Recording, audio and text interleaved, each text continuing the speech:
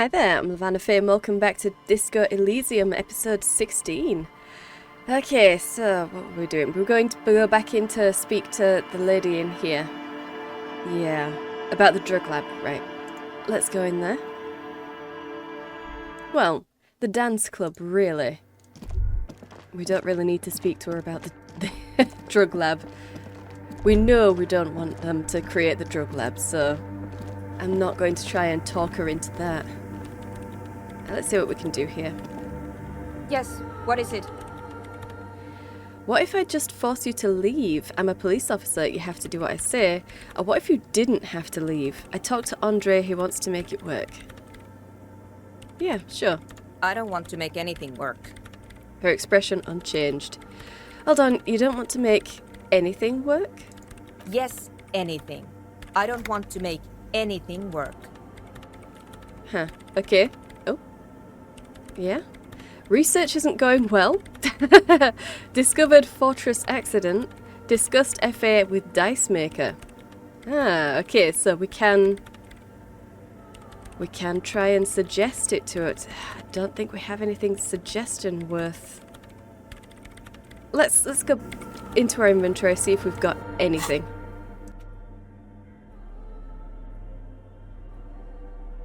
Oh, okay, well, I'm really glad we didn't get rid of this naval coat then. The raincoat. Let's just put that on. I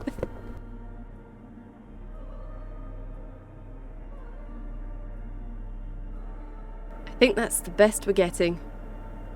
And, I mean, one more point of suggestion should be enough, I think. It was already quite high. Yeah, 83%. Okay. It's a white check, so we can try again, but let's try and convince her to cooperate with the Ravers. Hey, oh my what God. makes the world go round? Listen, how about we offer you part of the profit? The profit? No, come on.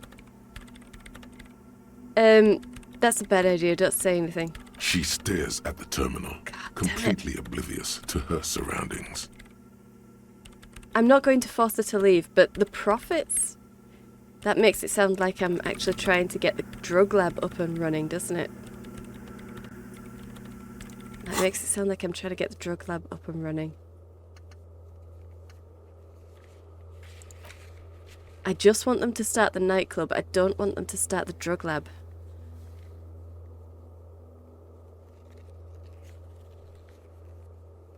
Okay. Well, we're stuck there then until we can get some more suggestions. So let's just swap our jacket back out.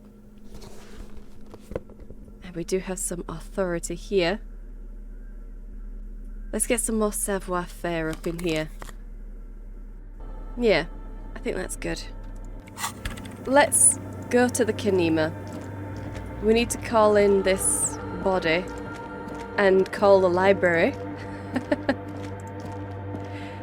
We still need to call back to the lady on the radio and find out about the serial number on the armor as well. We've got a lot to do. In fact, we still need to find that child, don't we, that had the gloves. So now might be a good time to check out the village. In fact, let's go to those traps. A few locusts trudge along the wall of the trap. The rest are piled in a heap in the corner, dead. No phasmid anywhere. Yeah, that's a shame. But did we really expect any different? Really? Would have been cool though, wouldn't it? About this one. The trap is filled with dead and dying locusts. Most of them aren't moving anymore. You still can't see a phasmid anywhere. Yeah. Well, never mind then. Let's get to the village. In fact, let's speak with these people up here first. They are right here.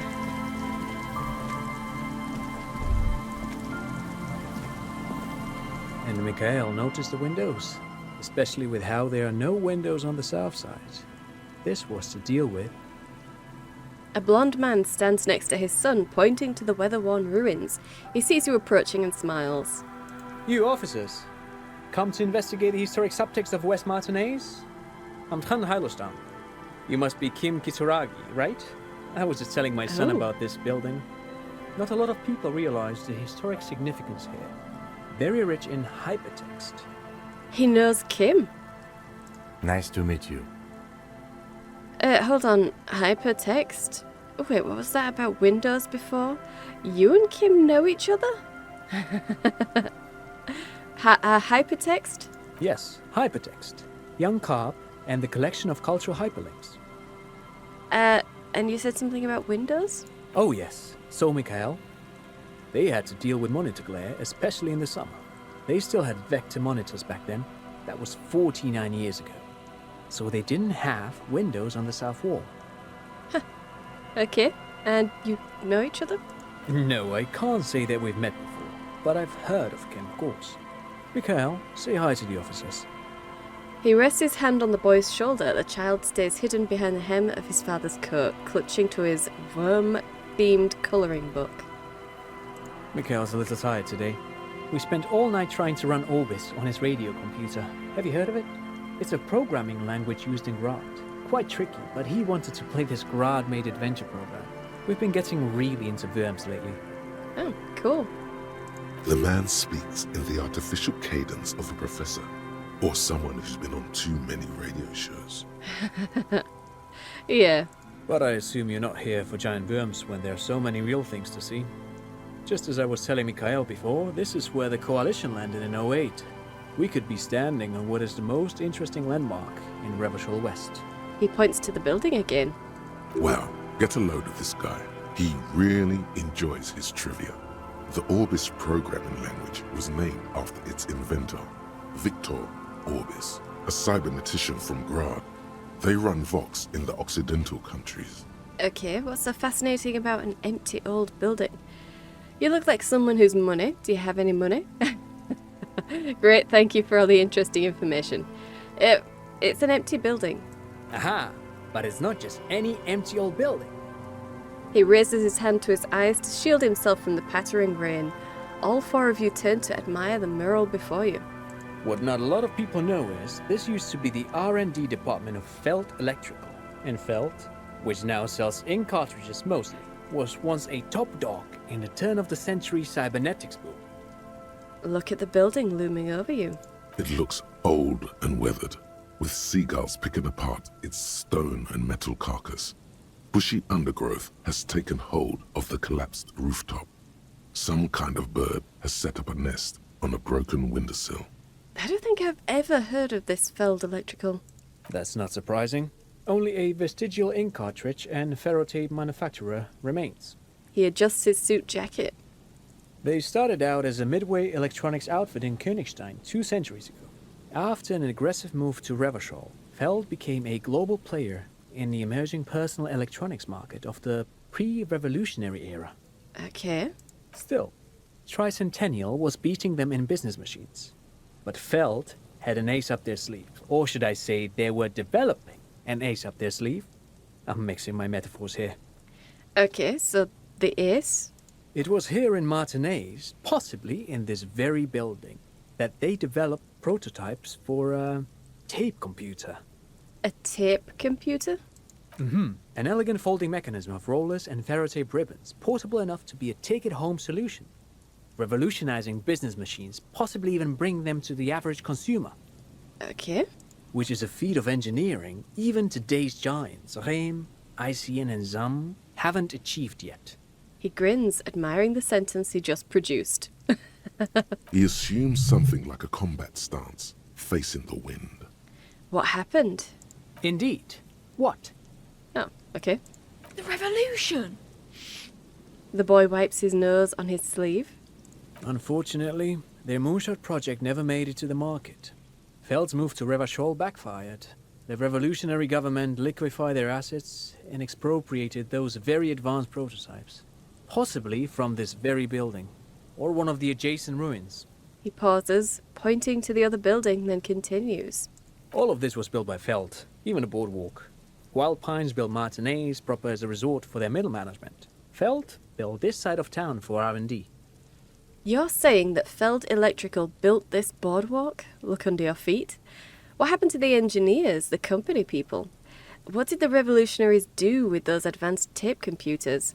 How did those tape computers work? Did they work like radio computers? Or I wanted to ask something else. Let's just start at the top and we'll see if we can select all of these. Yes, they even built a pleasure wheel, but that got destroyed in the war. Oh. A pleasure wheel? The lieutenant looks wistfully at the horizon, as if picturing gondolas rising to the sky. Yes, to lure in their star engineers. This part of Martinez was nothing but reeds before Feld arrived. They had to make the prospect of living here attractive. It was supposed to become a global center for innovation in cybernetics. But history had other plans. Okay, so what happened to the engineers? Oh, I'm afraid it didn't end well for the boys. But this story is a bit too dark for little Mikhail here. Now, if you were to ask about tape computers... Okay. Wait, is he saying that we should just bypass the excesses of the revolution? Okay. Turn to Mikhail. He means they all died at the hands of the communists. Oh, God. Okay, wow.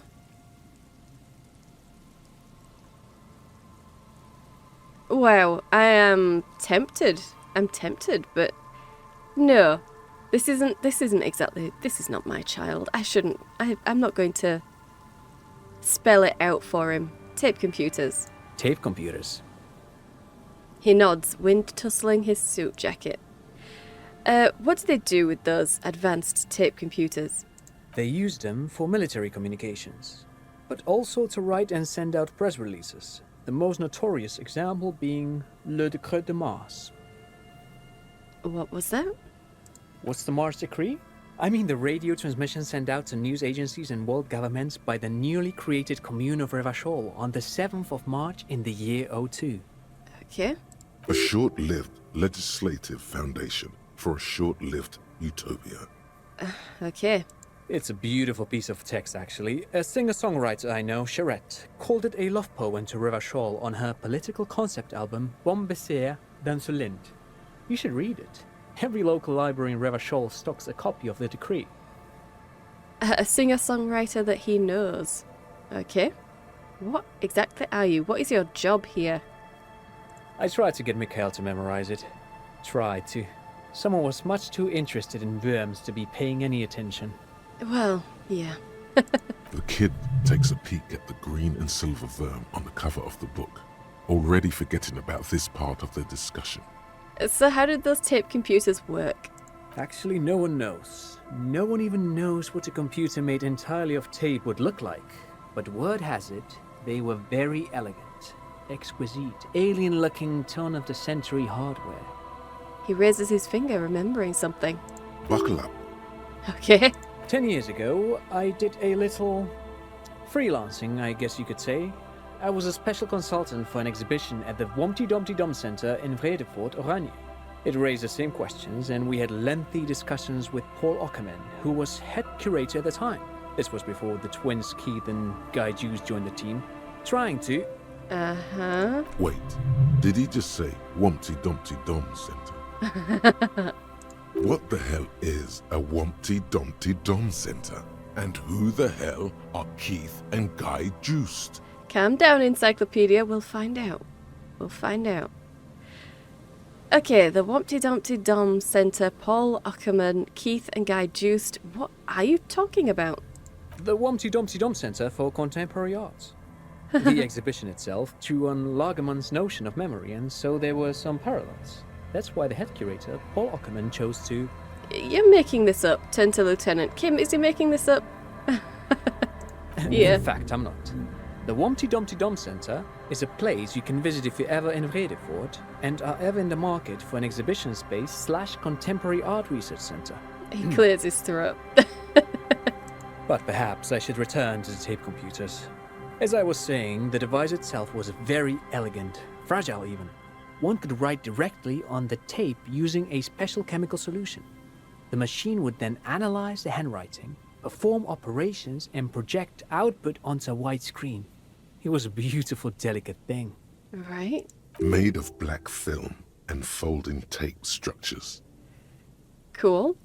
Pff, I've seen cooler things than that. Oh, the RCM should get some of those. Yeah, we should get some of those.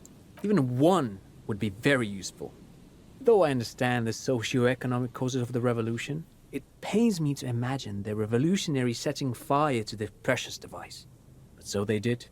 The Feld playback experiment vanished into the fires of '07. The Feld playback experiment? Yes, the official name of the prototype. Some sources report it as the Feld playback experience, but those are incorrect. Okay, so why did the revolutionaries destroy it? Who knows? Maybe it was an accident, or maybe they didn't want the technology to end up in the wrong hands. Either way, they're all gone now. All 3 versions of the prototype. Nothing but debris and ashes remain inside that building. He takes a step back. The boardwalk creaks mournfully in the wind. Okay, I wanted to ask something else. But of course, what else? He smiles and ruffles his kid's head. I'm not gonna ask for money. Yeah, no, thanks for the information. No, thanks to you for having me and little Mikael here to pick your brain. A very interesting conversation indeed. Yeah. Pick your brain. If anything, this was rather one-sided. He did the talking. Whatever. Yeah, but it's good to thank people. Just thanking them makes them less disgruntled with you.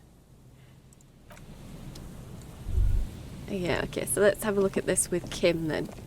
You see, a once bright mural.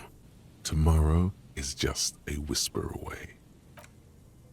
Looks like tomorrow never came. Oh, well, yeah. Okay. So it doesn't look like we'll be able to climb up that ladder. Probably not safe to do so anyway. And now that we've spoken about this, can we get inside?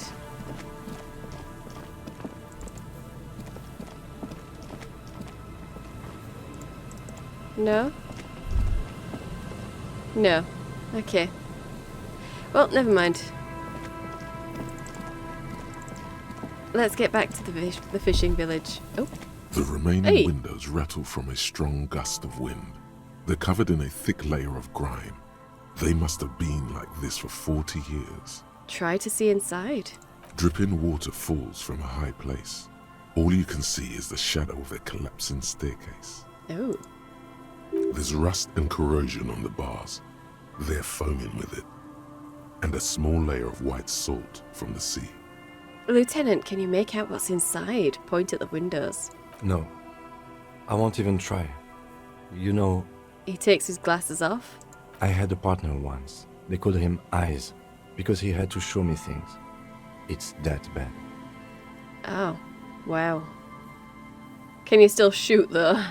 I'll just nod and finish the thought. We kind of know that he can't shoot because he kind of failed to shoot down the body. So that seems a little bit insensitive. We kind of already know. Oh, Kim. Just nod. I'm so sorry, Kim. Maybe I should have asked. It said finish the thought, didn't it? So would that have ended up as an actual thought? Wumpty Dumpty Dom Centre. It's Wednesday evening and something heinously exciting is underway. People have gathered beneath billowing roof of an oddly shaped trophy building, sipping wine and exchanging opinions. 29-year-old Wonder twins Guy and Keith Joost are the stars of the show, with their bomber jackets and white sneakers. Head curators of this art expedition, it's the Wumpty Dom-de-Domiest. Oh my god, it's the Wumpty Dom-de-Domiest event of the year, and all the cool kids have RSPV'd. Where are you if you're not there? -1 suggestion, outsider. Oh. -1 suggestion. My suggestion is already so bad.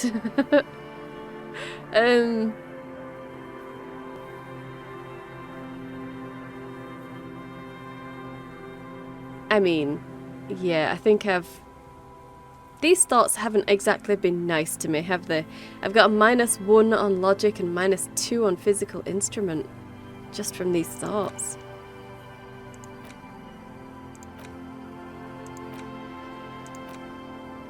There. But that one is at least because we're still thinking about it. And that one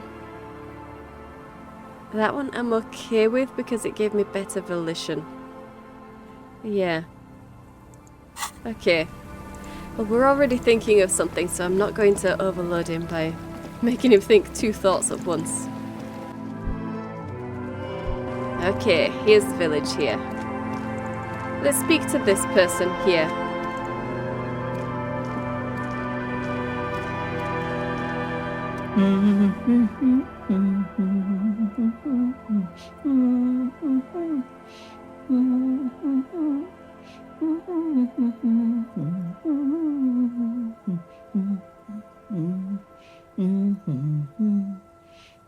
Huh, that's Frere Jacques, isn't it? The woman next to a bucket of clothes hums an odd melody. Her eyes are closed. You're not sure about the melody, but it might be South Samaran, possibly Sigayan, also known as the apricot sujunti. Okay. Welcome to the fishing village. Please lean in closer. I have cataracts. Okay. Then how does she know you're here? If you can't see, then how did you know I was here? I still have a golden ear. Come, come. She beckons you towards her. Lean forward. Oh, welcome, police officer. We don't cause any trouble around here. And we don't want any trouble either. But I'm not here to cause trouble. We are not here to cause any trouble, Yeah. madame. Exactly. What he said. We're cops. We don't cause trouble. We take care of trouble. We're cops. We're hellraisers. Click, click, bang, bang.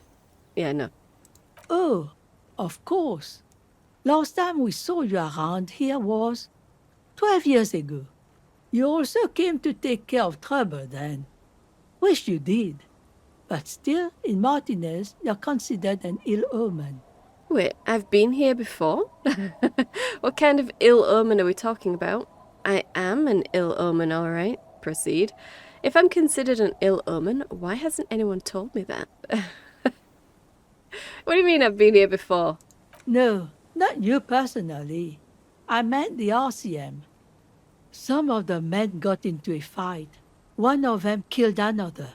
Locked himself in that woodshed over there. She points to the building behind her. He was brooding, needed some help opening the door. You got it open for him and took him to think about what he'd done in a more secluded place. Somewhere more quiet. Right. She says it as if he was on some kind of spiritual retreat. Yeah. We locked him up. What kind of ill omen are we talking about? Oh, the usual. Dark tidings. Black hound. Uh-huh. Okay, why hasn't anyone told me that? Maybe they are afraid. Why? Because you're an ill omen. But you're still welcome here. As long as men with guns aren't chasing you. And maybe even then. Because that's the kind of fishing village we've built. Right. I'm sorry there's not a lot of room to park the motor carriage. And not a lot of houses. Or a lot of people. My kids are long gone. Searching for treasure. So are others. Right. Ah, look at me ramble on. What brings you to us? Where could someone stay around here? What's in this fishing village? What's further down the coast? Tell me about yourself. Who exactly are you? I found this jacket, but it's filthy. Could you wash it for me? Oh, wow. We can just pass it off to this poor woman to... Oh. That's not very nice. I'm still probably going to select it and find out, but... Ugh. Where could someone stay around here? Stay? Most people here are trying to leave. That said, if lodgings is what you're looking for, I've got a free room in the shack. Her soapy thumb points to the building behind her. Hey, we've got another place to stay. Don't know if I could afford another place to stay. How much is it? Yeah, how much is it? I won't charge you for it. Take it as a gesture of goodwill from the village to the RCM. Hey, cool. Wait, hold on, you're just giving it to me? I'm not sure it's appropriate for the RCM to accept free accommodations. There's this guy, Gart, who makes me give him money every night just so I don't die out in the cold. Okay, I'll take it. Get keys to your new home. I mean, I might need it. I don't think I'll be able to get enough money for tonight. You're just giving it to me? No one is using it, and God knows it's not much anyway. You can stay there. Alright, I'll take it. Don't make an old woman regret opening her house to the place. A key appears from under her apron. She hands it to you. Well, if you are not in the hostel in the morning, I'll know where to find you. Here, in a shack. Look, this is just in case. It's just in case. What's in this fishing village? Just us. It's barely a village anymore. We almost don't exist. What do you mean? This is pretty much a non-place. A gap. A blank spot on the map. Just a cluster of nameless shacks on a nameless street. Right. The place is so pornographically poor, it's not even funny. This place is so... Oh god, really? We're gonna say it? But there's got to be something here, tell me. Who else lives in this village? Is there a way to make a little money around here? Alright, there's another topic I'd like to address. Yeah. The lack of wealth is the one thing we've got in abundance. The woman smiles cryptically. It's a cold, cynical smile. Yeah. Riddles. Fits with the general ambiance here. Sometimes it's as though I'm also gotten lost inside this nameless nothing. I'm lost too. I'd really rather go back to talking about the village. I'm lost too, yeah. Oh, it seems to be a common theme these days. I think I'm in the process of finding myself again. Maybe I should stay lost, just move here and disappear completely. I'd really rather go back to talking about the village. No, I'm in the process of finding myself. Isn't that what people always think when they are lost? Something I can do for you to find your way, officer? Well, there's got to be something here. Over there, you can find more of the same. Shacks and trees growing wild. That's the pox. The pox? What's that? An old military hospital and its surroundings. Or it used to be, during the time of the suzerain. Ah. After the war, it was turned into a goodwill hospital for shell-shock veterans and folks looking for some quiet in the old sanatorium gardens. Okay. Now the area is crisscrossed with nameless streets and makeshift cinder block houses. Shacks as far as the eye can see. What happened to the hospital? The goodwill ran out.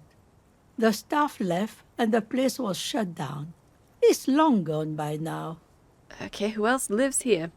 Well, there's Lillian and her kids.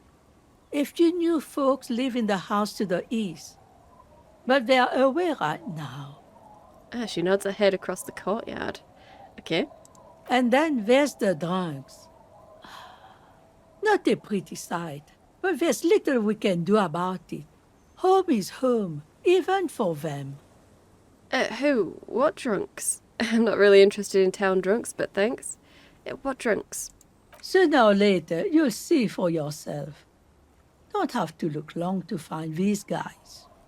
Okay, but what about the guy that we found on the pier, maybe? Maybe that's one of the drunks. Okay. Is there a way to make a little money around here? Here? For you? No, officer. The only money we have here is some coins the drunks tried hiding from their women and then forgot about. Right. Under carts, boats, in little boxes. It's not hard to find. Okay, so that's what I've been finding. Old drink money. Alright, there's another topic I'd like to address. She nods, rinsing another piece of cloth. What's further down the coast? Not much. There's the abandoned church, the DeLorean Church of Humanity. It's been there since before my time, even. Why is it abandoned? Some things just don't fly, officer. Look around. Who'd go to church here? They built it 300 years ago. Must have been nicer then. Right. So, they don't hold services there anymore? The Ecclesiastes? No, we've tried, but things just keep happening. Crime, accidents, other things. The place never stays open. It's a pity. It used to be such a nice church. What else is on the coast? Before you get to the church, there's some ruins, an apartment complex, or some kind of electrical plant. Run-down bunch of houses, empty. Oh, which is it? Apartments or an electrical plant? I don't know exactly. A pre-war place. It used to be something. Before the war. I wasn't here then, you know. Was born in Samara. Okay, anything else of note? Of note? The old fish market up on the boardwalk. But it's closed. Who would want to come to a fish market here? Oh, that's it? There's got to be more along the coast. Oh, alright, got it. Yeah, who'd want to go to a fish market here? Well, down there, I suppose, since the fishing village is right here, and you'd have to walk through the village to get to the... Well, never mind. No one. That's why it's closed. It was once a bustling place, back when I was young, and so was everyone else. Okay. Now, what catch we do bring in goes straight into a lorry for the Delta or somewhere else. Well, that's it. There's got to be more. What? You're one of those real estate people with big plans? If you want a development opportunity, you can check out the abandoned building over at Land's End. Ooh, Land's End. Used to be a supply depot, we think, sending goods and ammo across the bay. It's jammed shut though. We tried to get in, see if there was anything to sell or scavenge, but it's impossible. Huh, okay. Nothing is impossible, surely. Well, with your weedy arms, yes, it is impossible. And now you know everything there is to know about this coast. She drops a bar of soap into the bucket with a splash. Well, tell me about you. Me? No one. Just an old washerwoman. Mother called me Isabel, if that's what you're asking. And my married name is Sadie. Isabel Sadie? Yeah, okay. Now it's your turn, Mr. Lieutenant Double Freighter Harrier Dubois. Quite a handle you got there. So many titles. One of them double. So I found this jacket. I can wash it for you, but it's going to take about a half an hour. Think you can stay put for that long? I can certainly try. Hell yeah. Yeah, okay, we've got this. We can stand still for half an hour. I could use a breather before another rainy day begins. Yeah, I'll wait. Well, hand it over then, and I'll see what I can do. Hey, okay, she's very nice. Must say, I'm proud of this one. It's pretty nice underneath all that filth. I hope you'll have an easier life in your hands. Faln Windbreaker. Okay, well, thank you very much. So, here, Faln Windbreaker. +1 pain threshold, +1 half-light, -1 to drama. Okay, element proof, always hot, sweat like a pig. Okay, well, lovely. This windbreaker is like a protective cocoon, placing the wearer's torso into a pocket universe where wind, water, dirt and fire cannot harm them. Huge writing, 100% synthetic, is proudly displayed on the chest. It lets absolutely no air through. Warning, item not actually fireproof. Wow. Wow. I really doubt we're ever going to use that. I really doubt it. But that was very useful, thank you. Let's see if we can get in here. The door has seen better days. The layer of paint has started to peel off due to the salt and wind from the sea. Even the lock looks slightly rusted. Okay, unlock the shack door with the key. So this is what I've just gotten from her. Never mind. There was someone on here, wasn't there? Let's speak with you. Hi, officer. A woman in a raincoat stands on the quay, considering an overturned boat. A sword in a scabbard hangs from her hip. Anything I can help you with? As always, I am the lawbringer. That depends. Where are we exactly? I have questions. The first is, what's your name? Move on. Or I'm good, leave. Yeah, where are we? A fishing village on the seashore. This place doesn't really have a name. It's sometimes called Elysium. Why? The sign on the street leading here is illegible. Has been since they built this place. The wind rattles her earrings. Yeah, I'm the lawbringer. You've graduated to lawbringer now? Men with authority have their quirks. Comes with never being second-guessed about anything. She waves you off. So what brings you here, lawbringer? Oh dear. Lawjaw. What's your name? The name is Lillian. People call me Netpicker. I think I have time for questions. And that was actually the second one. Okay. Indeed, you're always confused as to your whereabouts. I'm looking for someone. Maybe you can help. What do you do around here? Nice sword. Does it come with a story? Is that your boat? Point at the overturned boat. Yeah, I'm looking for someone. Let's see. Who are you looking for? Apparently no one. I'd like to ask something else. Well, how can I assist you then, officer? What do you do around here? Like I said, fish mostly. Sail the waves, take care of the kids, pick nets. Right now I'm tarring a little skiff. Okay, what else? I sell the fish to people in the Delta to serve at their fancy restaurants. Authentic insular Indian cuisine. Is that enough to make a living? Sometimes I also walk to the beach to see what the sea has given up. The sea is full of surprises. Okay. Keep it professional, man. Don't make it sound like you're hitting on her. Yeah, okay, interesting. What have you found? Never thought the sea brought in anything particularly interesting. Walking on the beach sounds quite romantic. Alright, I think I get it. Let me ask you something else. Yeah, what have you found? Wood, pieces of glass. Every once in a while we see dead bodies. Human, animal, fish, other odd sea creatures. A mine washed ashore once. A mine? Bottles, drugs also. Lost cargo in general.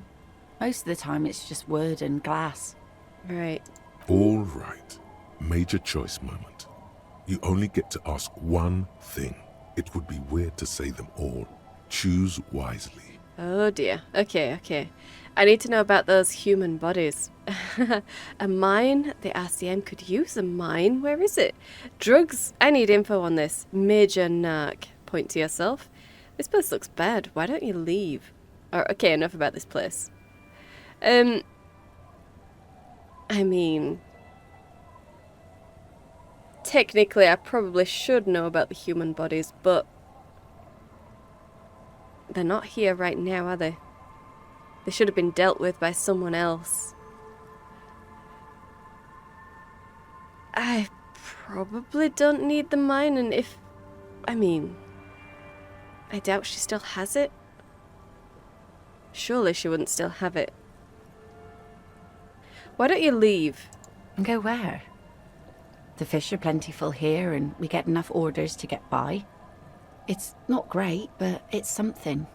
You just gotta follow the work. That's where the money sleeps. Anywhere with better opportunities. Just somewhere, close your eyes, away from all this sadness. I understand what you're saying. It could be worse elsewhere. Yeah, it could be worse. Exactly. I don't mean to complain about my sad, pauper life. We do manage all right. We're tough people here. Right. She would like to complain. She would like that very much. But she can't, and she won't.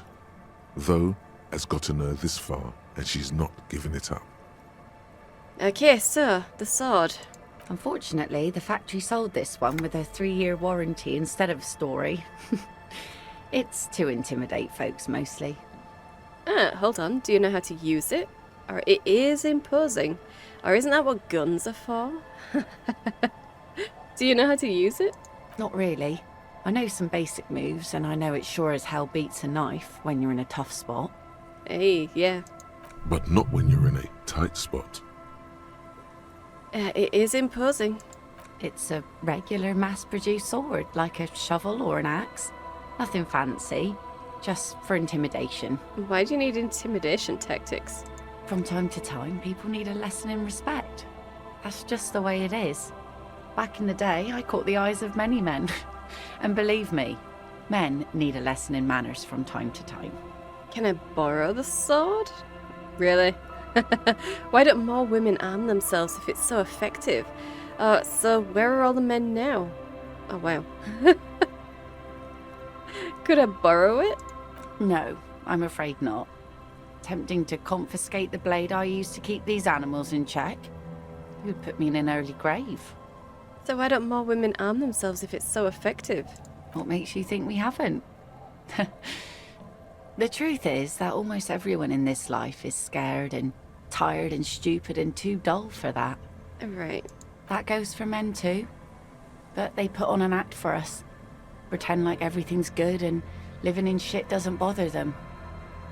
Like anyone falls for that. Behold, point to the expression on your face. I don't have the expression on my face anymore. I'm a proper man, believe me. True, most people I've met are scared. Yeah. No one wants to talk about how frightened they are. But only frightened people are really dangerous. And plenty of them are dangerous. So where are they now? Some went to patch their wounds, their lesson learned. Others were more thick-headed. And one of them, I ended up marrying. But if they're so thick-headed, why marry it? Guess I enjoyed the way he bled. Her expression doesn't change. It's hard to say if it's a joke. Where is he now? Gone. Gone where? Gone? Coward. I would never leave anyone. He disappeared? Sounds like a missing persons case. Gone where? To the waves. The sea took him. It was a long time ago. That's bad. What happened? Oh, say no more. Wait for her to continue. He died? Was he murdered? Let's just say oh. He didn't respect the sea. Went out there, drunk like a skunk, and sure enough, one day the boat was found floating empty. The bloated corpse turned up 2 weeks later. Oh. Now, before you tell me how sorry you are for my loss, know that it was 4 years ago, and I've moved on. There's only so much mourning you can do for a drunk with sinewy muscles. Yeah, death is nothing. I'd shit on death. You should have thrown yourself in the waves after him. Nod sagely. Time really is the best cure for sorrow, isn't it? It's healthy to let go and move on. Gotta keep the wheels spinning. It is healthy to let go and move on. You should take that advice, Harry. Take that advice. Us working folk don't have the luxury to be bedsick with melancholy. I buried him, mourned for an appropriate amount of time, and went on. Right. Life didn't really change that much for me and the kids. She glances at the village where 2 little kids are playing with what looks like rocks. She looks like she's ready to go on a date with another, better, drunk. Oh my god. Ask her. Both of you could need some action. No. No. No. Kim's presence makes it awkward. Kim, you're harshing my style. I'm looking for someone else. No, I'm not. So I take it that's your skiff. Point at the overturned boat. Yeah, we'll do that one. Sure is. The sun, I call her, coated with a fresh layer of tar just yesterday. It'll take some time for it to dry, assuming the sunny days continue. Okay. Be seeing you. Wow. poor lady. Okay. Don't think we need anything over here, but we'll have a look anyway. Nah, nothing here.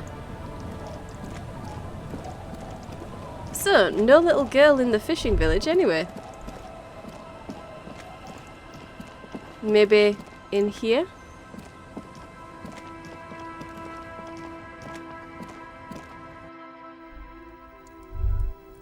Ah, okay.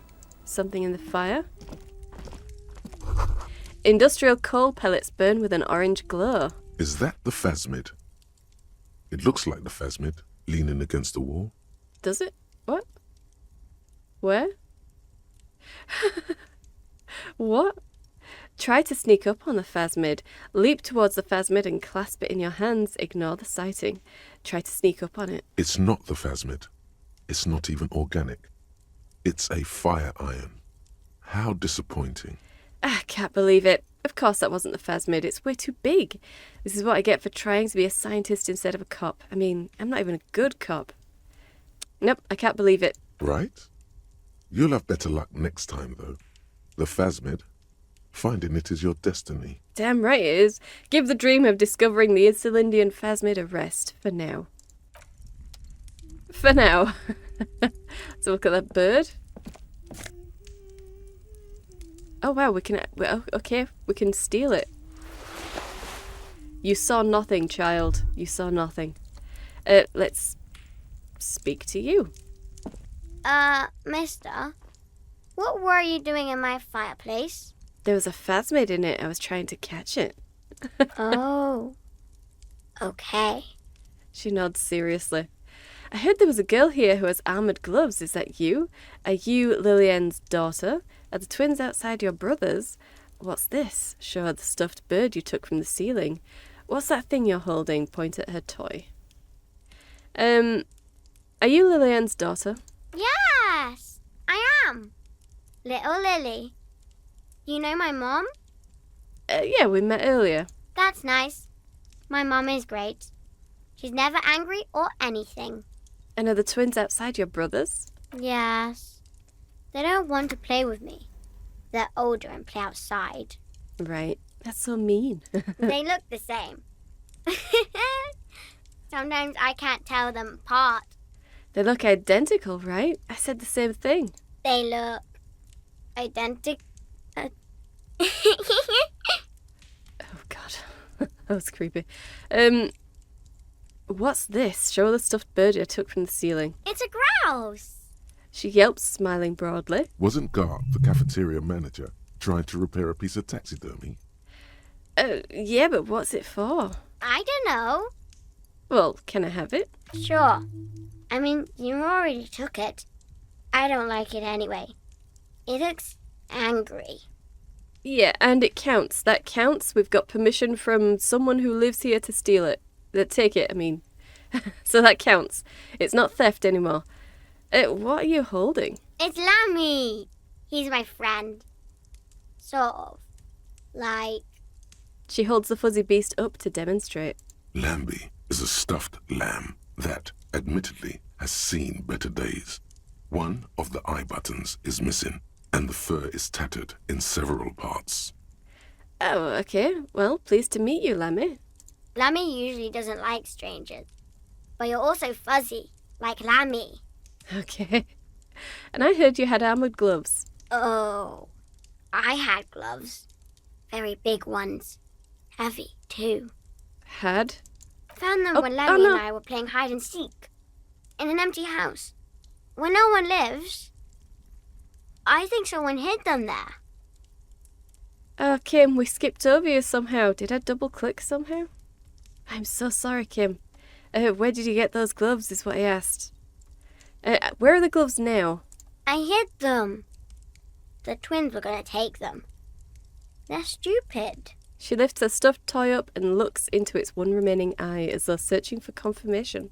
We're going to need those gloves. It's for important police business. He enunciates the last two words carefully. Oh. She doesn't seem to understand, but the lieutenant's tone has conveyed to her the important part. They're in my sandcastle. Behind our house. Understand? You can break the castle.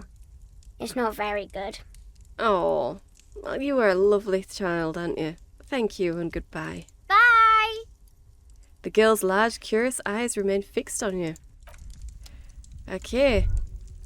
Well, let's get out of here with our spoils. Okay, and there's a sand castle over there. We need to get her a new stuffed toy or something. Weather has not been kind to Lily's little sandcastle. The once mighty towers are quickly eroding away. You can see something shining back to you from what must have been a vast underground catacomb network. Broken. The little castle? The reigning lord must have come upon some really tough times to let it sleep in such decrepitude. Reach in the catacombs and pull out the shiny object. The walls and floors give way to the giant's greed, collapse yes. and present you with a pair of ceramic gauntlets. Fantastic. Congratulations. That's the gauntlets down then. We're doing good on the armor collection front. Yeah, we are. So that means you know full well that I have the boots. I'm actually wearing them right now. Awesome. He knows. He knows. So, there were the T500 gauntlets. +2 to interfacing. Okay, what's this? +1 to interfacing. Well. Heck yes. So we have boots, a chest plate, and some gloves. Fantastic. Fantastic. Alright, and something in items? We're at the ruffled grouse taxidermy. Okay. And we do have skill points. So I could probably... Maybe I could put something into empathy. I don't really want to though. Wish I could put something in esprit de corps, but I'm just not that good of a cop, I guess. No, we'll leave that. We'll leave that. So the thought. Where is it? Bringing of the law. Lawjaw. Hey, so a little observation. It's all cool, man. Don't freak out. But every time you say I am the law, and you say it a lot, it's basically hello for you. Your jaw does this weird thing. It sort of shifts sideways, hanging off your face at a jaunty angle, while the word law sounds oddly guttural and low. It's strange. You wouldn't notice it, but after saying you're the law 80,000 times, the question does come up. Why do you have law jaw? Oh dear. And with the expression as well, I think we should be very glad we don't have that anymore. Okay, I suppose I could use my skill points to get more thoughts done. I'm pretty sure I didn't want to do the apricot scented chewing gum thing because that was probably going to be something to do with the ex-wife. I'm not sure I want to do the art degree. Definitely don't want to do the advanced race theory. I do want to think of motorway south, don't I? And the litany of contact Mike. Oh, wow. -1 to logic, conceptualization, and drama.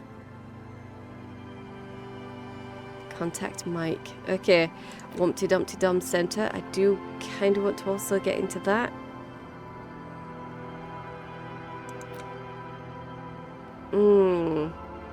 Okay. Let's unlock that. And we're going to internalize motorway south. Yeah. So. Hopefully they'll both go up. Hopefully. Alright. Well. Not the knick-knack stand. No, it's done. Yeah, done. We've done finding the gloves. Where was that?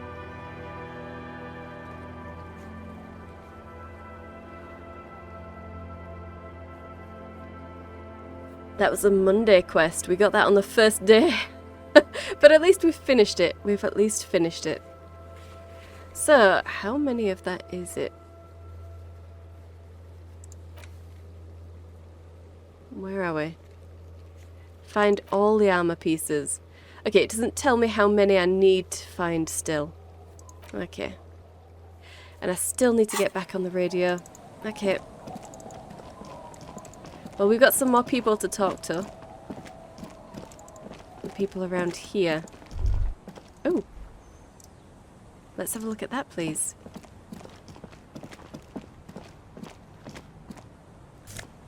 $0.45, is it? I think. And some magnesium. Fantastic. No, 45 real. Okay.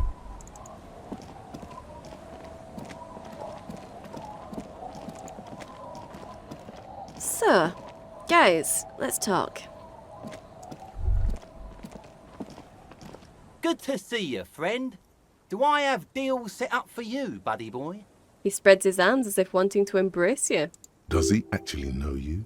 Or is he just shopkeep friendly? What are you talking about? Good to see you too, friend. I'm a police officer, not your friend. What are you talking about? So what do you want? I got smokes. They're cheap. Very cheap. I got Pilsner. Great deal. You won't get a better deal on that piss. Spirits I can let go for 300 real. I also have speed. And by speed, I mean amphetamine. Oh dear. Okay. Do we know each other? Sure, friend. You know it. He points a finger pistol at you and squeezes the trigger. Don't mind old Rosemary here. He's a buffoon. Let's have a word after your high-concept transactions. I'll give you the lowdown. Amphetamine. Hi. By amphetamine, I mean speed. Yeah, I think you didn't hear me when I said I'm a police officer. Sure did, buddy boy. That's why I said amphetamine. I mean speed. I mean amphetamine. I got both. Right. Got it. Good, my man. Now, what can I offer you? Quite the business venture you've set up here. Oh. The system's been good to old Rosemary here, and I'm milking her like a bitch goat in the backyard. What do you mean? You see, friend, man makes his own luck. And I made mine real good. Got my hands on 3 bottles of liquor ex-squeeze. Sold 2 to the fellows around here, and immediately invested the profit. Right. Bought cigarettes, bought beer, even bought a bit of speed. And look at me now. I got everyone on my hook. He spreads his arms and smiles a crooked, toothless smile. The hook? Where is it? I can't see it. Looks like you're on your own hook, too. Impressive entrepreneurship. Point to his vice stand. I approve. Got a permit for this little shit show? Looks like you're on your own hook. Of course. It is what it is, you know.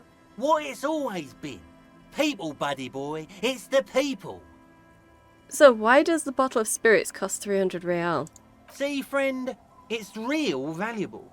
Worth every real, if you catch my drift. Got it from a bit of a business venture.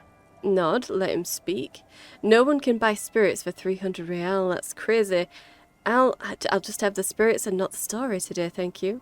I'll let him speak. You know, it's funny, actually.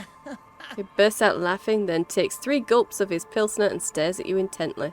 He's finding it difficult to focus his watery gaze. What is? What? Keep him talking. What do you mean, what? What did you think was funny earlier? This guy. Where did you get the bottle of spirits from? Oh, this is medicinal spirits. The good stuff. Got it from the doctor's office. Okay. I got one of those scientific ampoules a few months ago. Torpedo, they call it. It's supposed to keep a man from taking a drink. He spits a nasty yellow clot on the ground before you. Didn't stop me for shit, that's for sure. 5 lemons with half a pack of butter and you're good to go. That sounds dangerous. That's a good tip, I should remember it. Yeah, no, it sounds dangerous. It was. In a week, the goddamn kidneys started giving me all kinds of help. Finally, the missus took me to a private doctor's office. Not a charity, the real thing. Okay. Those arseholes charged me 4 real to remove the damn thing. But I came out on top after all. 4 real? Really? Assholes. Have they no shame taking money for a service they provide? Okay, how? The idiots left me alone in there. Now, I used to teach high school biology. I know what doctors use to preserve dead thingies. He gets an excited gleam in his eyes. Like 3 cans of this blue medicinal stuff from the back room. Threw the snakes out and voila! What's left is this beautiful blue stuff. 98.7% almost pure alcohol. Oh my god. 2 I already sold to these fine gentlemen here. But this last one is yours for 3 real, if you want it. Don't say it. I thought it was 300 real. Can I smell it first? I think it'll prove useful. Yes? No, not really. 3 real, not 300. Can I smell it first? Yeah. Be careful. It's extremely flammable. One spark and the entire city of Revachol is wiped off the map. Okay. Feels like someone set a mustard field ablaze right inside failure. your nose, then drenched it in tear gas.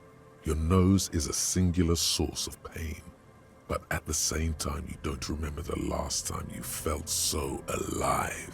Okay. In all fairness, that might be attributed to the retrograde amnesia. Okay. So, what's the deal, friend? Want the spirits or not? I can't think of any reason that would say, well, that would help me. I'm trying not to take any drinks, so no. Probably not. So what do you want then? I don't want any of that. I don't want any of that. I'm amazed that we're actually going to let this guy continue selling. I can't actually arrest him or fine him or anything like that, so... In the civilized world, Wow. it's a custom to tip the shopkeep, friend. But come back anyway. He weaves you off. What the heck? What about you? Hey, tequila! A 30-something man clad in a 2-piece Lycra TM tracksuit puts down his pilsner and extends his hand in greeting. Good to see you. How's business? How's the whole reality situation treating you? I'll shake his hand, okay. So what's happening? Picks up his beer. Tequila? Yeah, Tequila Sunset. How are the, high-concept, reality-based adventures proceeding? Okay. He says it like it's obviously your name. Like you call someone Billy Brunel or leader of the 4th Street gang. Right, well, with a name like Idiot Doom Spiral. Not too hot, I'm on a 50-year losing streak. Reality, it makes me aggressively sad. Don't know, people tell me I'm a cop, I'm getting used to that. I've re-entered reality to conquer it, to bend it to my will. I am the law. Well, nice meeting you, but I've got to go. Yeah, people keep telling me I'm a cop. It's good to hear that you're on top of things. Talking about used to, did you know that I used to be a real mover and shaker? He thoughtfully picks at his shit-stained Lycra TM jacket. Okay. Sadly, things aren't going that well in Idiot Doom Spiral Land. Haven't found those keys yet, haven't won that great piece of ass back. No word from my business buddies. He takes a sip from his beer. Idiot Doom Spiral, huh? This is bound to be a good, high-concept conversation. At last. So what do you guys do around here? We are saving the world. He looks at his comrades. Please don't go. Don't go. Begs the man in the pipe. Okay, we're drinking. We're drinking alcohol. That's what we're doing. I tried to save the world once, a long time ago, with enterprise, creativity, and willpower. But that didn't work out. Right. So now, it's a pirate's life for me. What is a tequila sunset? You keep saying it. It's you. Your Tequila Sunset. How do you know this? We've met before. Don't you remember? Sorry, no. No, you sure don't. No. Aha. Do you want to know how Tequila Sunset came to be? Go ahead. Let me take a sip to moisten up my cords. Tequila Sunset rolled into Martinez last Friday. And by Tequila Sunset, I mean you. The man, the myth. Did we meet on Friday? Hey, let's not jump ahead of ourselves. This is your story. Stop interrupting. Okay, he takes another sip, then continues. You got here on Friday to solve a case, hoping to be the early bird who gets the worm. And by the worm, I mean the buzz. Because as far as I know, all you did was get piss drunk. Yeah. Word on the street is you went around the local hostel telling people that you're a police officer, and that it would be really fucked up if you shot yourself in the head right in front of them. That's pretty high concept, if you ask me. Oh, God. It is. Yeah, conceptualization agrees with you. The lieutenant's brow is furrowed. He's listening as casually as he can. What happened then? It was a late Saturday night when we, the Union of Moribund Alcoholics, were getting our drink on. Nothing remarkable about this. We get our drink on 24/7. Makes everything warm and glowing. I trust you know the feeling. Yeah. One moment we hear the sound of a motor carriage revving up somewhere on the plaza, followed by a series of dings and bangs. Oh, God. Do you remember the sound of wood cracking? The billboard? Yeah. Naturally, loud noises pique the interest of anybody owning a pair of ears. That's just the reality we're in. Naturally. Anyway, there was a brief silence. A gasp of silence, if you will. Followed by a real commotion. We heard the carriage careening towards the coast at top speed. Okay. Sounded like someone jumped the canal. We grabbed our brewskis and rushed to the jetty. Never underestimate the speed of an alcoholic. What we saw was a sight to behold. A beat-up police carriage containing you. Right there on the beach. You revved the engine and screamed at the top of your lungs. Oh, dear. The time hath come! Oh, dear. You are so dramatic. So, naturally, being the curious cat I am, I asked what time hath come. To which you replied, "The time hath come for Tequila Sunset, the end of all things." Oh, God, what happened next? Say nothing, it's more dignified that way. Every word I said was true. Tequila Sunset will break the looms of reality. Oh, dear. No, what happened next? Your reality contracted. You jammed the pedal, plowed right off the jetty, and through the ice. Okay. The muscles in your right leg tense up. I'll bet, yeah. We ran towards the ice whilst you crawled your way out, miraculously unhurt, covered in seaweed and shit. Like some kind of sea monster. Okay. When we finally got there, you were sitting on the beach crying. You said that your badge and uniform were in the car. It was too late to get in there, though. The carriage had sunk too deep. Right. Recognizing a brother in need, we offered our condolences and invited you to party with us, which you naturally agreed to. Naturally, yeah. We asked about the whole Tequila Sunset thing, and you told us it was your name now and insisted that we all call you that from then on. Wait, so is Tequila Sunset an event or a name? Tequila Sunset, huh? Sounds pretty good. My real name is Harry. So, yeah, is it an event or a name? I'm not sure.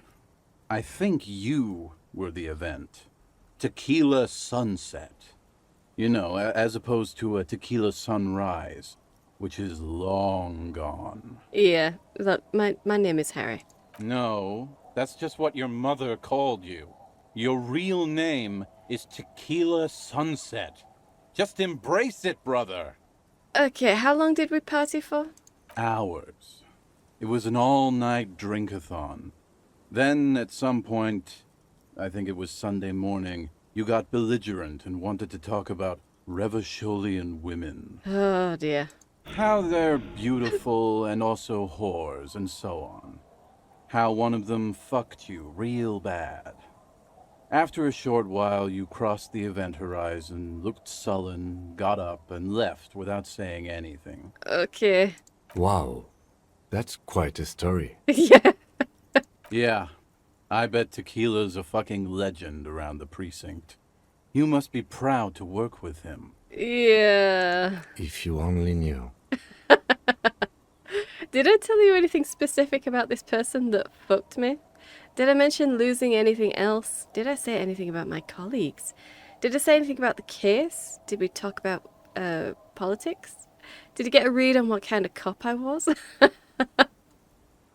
don't need to hear anymore. Did I tell you anything about this woman? You were pretty vague about it, but you kept saying you got fucked real hard, and that we've all been fucked too. Right. No one's fucked me. I do the fucking around here. Okay. Abigail. Don't call Abigail. Oh, okay. It seemed pretty painful, to be honest with you. If I had to guess, I'd say you're still working through some shit. Well, luckily, amnesia means I don't need to work through shit. Did I mention losing anything else? Beside your gun and your badge? You said something about your hope or heart or something.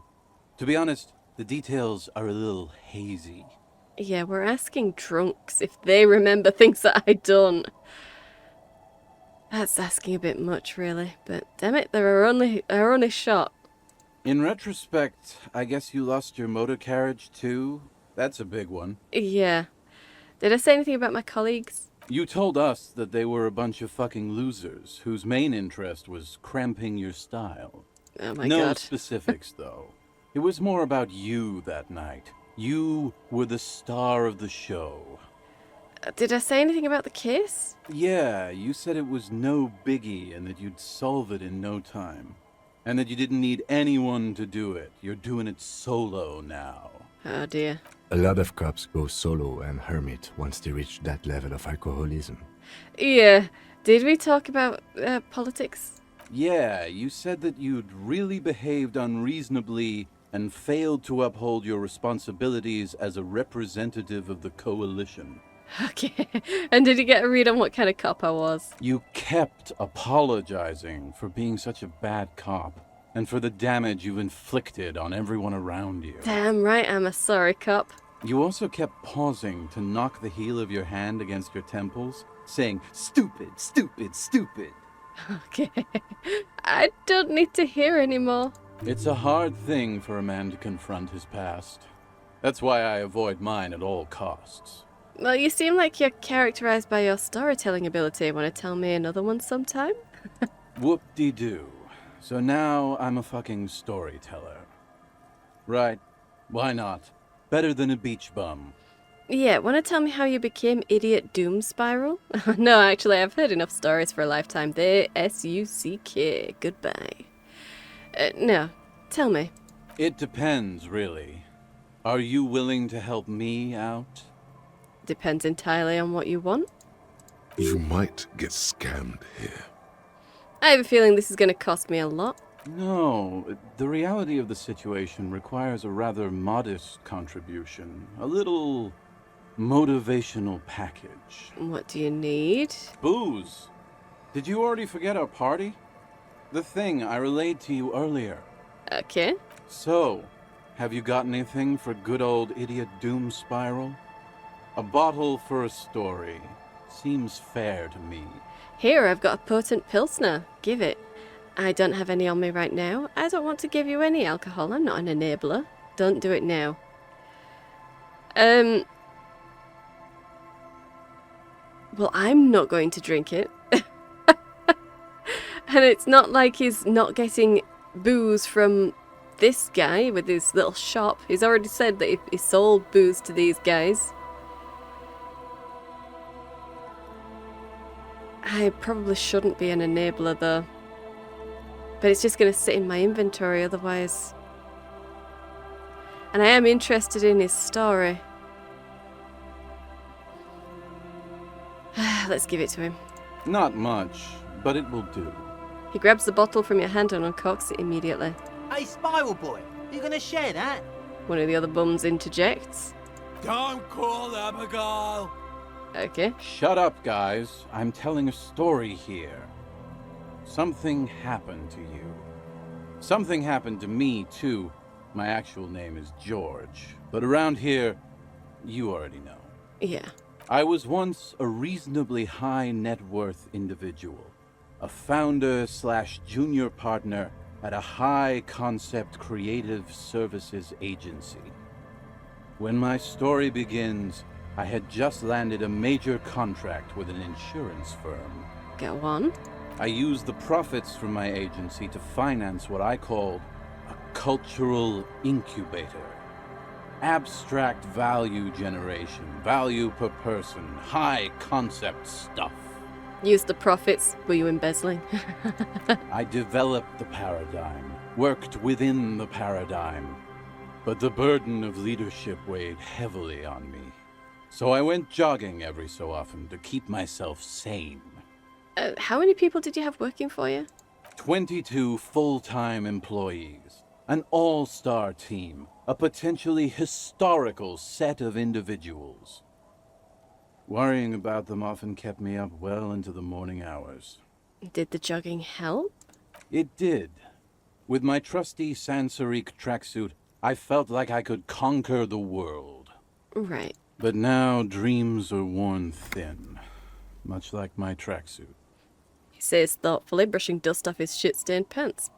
What happened? One day I left on my evening run. As you may know, it's impossible to clear your head when you're distracted by the sound of keys jangling in your pockets. He shakes the bottle and makes a ringing sound. His eyes are clouded, his dilated blood vessels encircling his irises like stinging brambles. Okay. His eyes are your eyes. Right. So I removed the key ring and put the keys for the front gate and the apartment into different pockets to stop the jangling, you see. At least, that was the plan. Okay. I was halfway done with my usual lap when it started to rain. The reality situation became very wet, very quickly. How wet are we talking? Wet, okay? It was raining really hard. There's a trace of derision in his voice. I made my way back home and discovered that I didn't have the key to the front gate. I'd mixed it up with the key to the letterbox, which was useless. Okay. Naturally, the situation required me to climb over the gate, which I did. There was no climbing down because I slipped and landed on my ass. Ouch. I would have landed on my feet. I've got feline reflexes. Say nothing. Yeah. Reality was looking rather grim just then. Me lying on my ass in a mud pit in the middle of a heavy shower. But when life knocked me down, I always got up. Uh-huh. So I made my way across the yard. Standing in front of my apartment door, fumbling with my pockets, I realized that I'd also forgotten my apartment key. You've got to be shitting me. Okay, so what happened next? Yeah, what? I rang my neighbor's buzzers. It was late, and most of them didn't even answer. Those who did assumed I was trying to sell them something and hung up before I could even explain the situation. Okay. People are naturally wary of ad men, you see. One moment someone chats you up, 5 minutes later you've bought a box of edible lingerie and a strap-on. I don't begrudge them, especially since I was known to be one of the best. He pauses meaningfully. Just then, I experienced a moment of clarity. I still had the key to my office. I could wait out the storm there. Right. But when I reached my office, I remembered that I'd asked one of my producers to change the locks that day. And since I hired only the best, he'd already done it, and I couldn't get in. Okay. Anyway, long story short, life spiraled out of control. I haven't gotten into my apartment for years, and my girlfriend left me because she didn't want to date a homeless man. The company, well, you see where I'm going with this. Yeah. So, now you've heard my tragic tale. What do you think? Like nothing you've ever heard, huh? He takes a long swig of his drink. Wait, is that it? I feel like there are some steps missing. I'm almost homeless myself, doesn't seem so bad. Look on the bright side, you've got one hell of a story. You do realize all of this is your own fault. There's a little black point in the world, a hole. It's already claimed an entire commercial area. Maybe you're another one of its victims. I literally can't believe it. You could have asked someone to Who owns the building? Why didn't you just ask them to open the door for you? What? I feel like there's steps missing here. Tequila, I've thought about this series of events for a long time. If there was anything else to it, I would have thought of it by now. Right. Why didn't you go to the authorities? Yeah. Well, at one point they came to me, but, you know, I didn't have any ID on me. So they tossed me in jail for 2 days. Yeah. I can't say it increased my faith in the RCM. No offense, gentlemen. He shakes his head.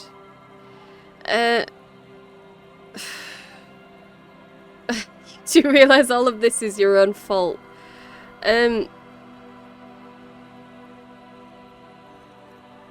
Okay.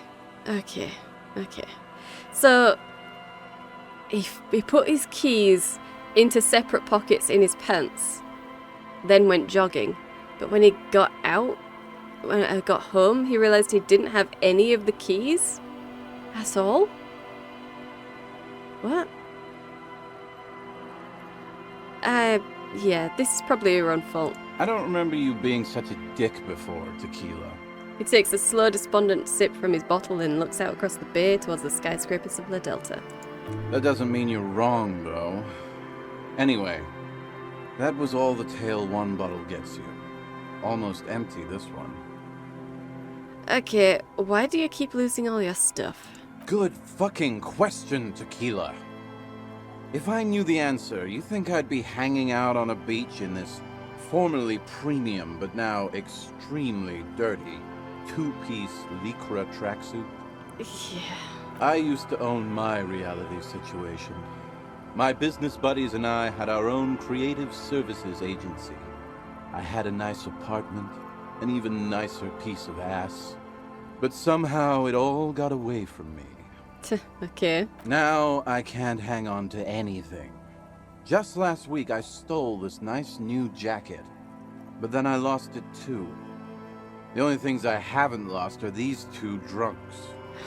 A lost jacket? Sounds like a mystery you could look into. Ah, what's the name of your agency? My agency, man. The Boom Boom Room. Our concept was combining high art with the lowest forms of marketing. The color red, breasts, and oil painting. Okay. I convinced my partners to reinvest some of our profits in an even more high-concept cultural incubator called Thin Air. The artists were happy, the clients were happy. Okay. I was financing a group of poets in East Revachol who were developing a new universal poetic language. But then it all went to shit. He looks towards the bay. Sounds intriguing. What say you, Art Cop? If it sounds like it makes no sense, that's because it doesn't. Mixing oil painting and breasts to make ads isn't high art, it's just cynical wankery. That's so high concept, I have no idea what it means. Man, mixing high and low, commodifying culture, that is extremely my shit. Right, okay, never mind that I asked. I have no idea what it means. I know. It was fucking awesome. Until I went on a jog, unleashing a cascade of doom that washed it all away. Well, what's up with the tracksuit? What? You've never seen 100% lycra before? Go on, feel that primo material. The man extends his arm. Touch it, okay? Pretty nice, huh? This might be one of the last of its kind. Should probably be in a museum, honestly. He takes another sip. Good God. It's nearly impossible dear. to describe how dirty this texture is. It's like rubbing two jellyfish skins together. You feel about 15% less human for having touched it. Oh my god. Okay. Randomized trials have also found lycra, TM, to be associated with a number of exotic, highly malignant cancers. So you also have that to look forward to. Oh, lovely. Okay, but I mean that's gonna be his thing, not mine. I'm not encased in it. I just touched it for like 2 seconds. And then there's the smell. But you don't even want to think about that. Oh my god. Wow, you're lucky. He never lets me feel it. Okay. That's because your paws are fucking filthy, Rosie. We're right next to the bay. You could wash them any time.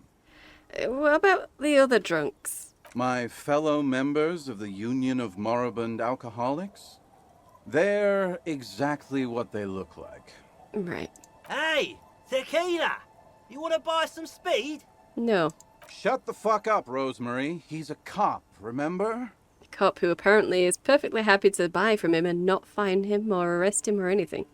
I thought he was a cool cop. Don't call Abigail.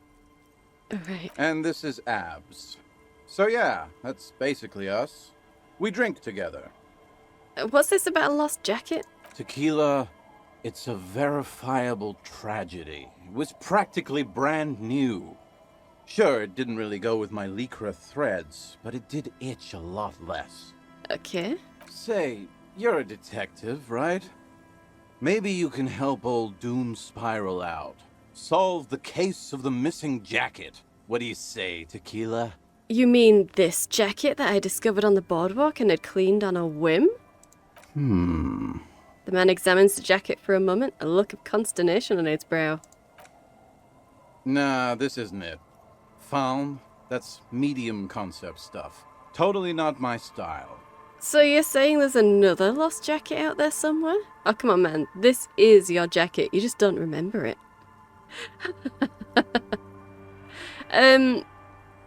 Is there another one out there? It's a big world out there, Tequila. A lot of lost jackets in it. Don't know why you'd think this could possibly be mine. Hey, Doom Spiral. Ain't that the jacket you stole the other week?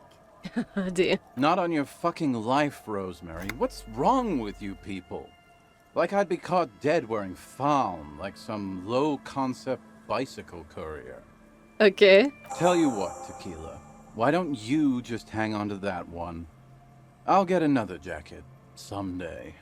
Secret task complete. Find idiot Doom Spiral's jacket. So that was his jacket then. Okay. At least you got a nice jacket for your troubles. Yeah.